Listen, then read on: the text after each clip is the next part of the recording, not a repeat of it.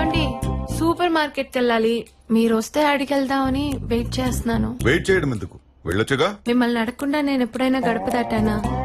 విన్నావుగా, 22 సంవత్సరాల క్రితం పెళ్లి పీడల మీద దించిన తల ఇప్పుడు దాకా తెలియదు. ఓసారి ఎత్తమనం సార్, పర్లేదు.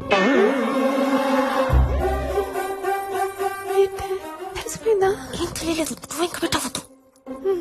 ఆంటీది కూడా మీ పెంపకమేనా సార్? అజయ్,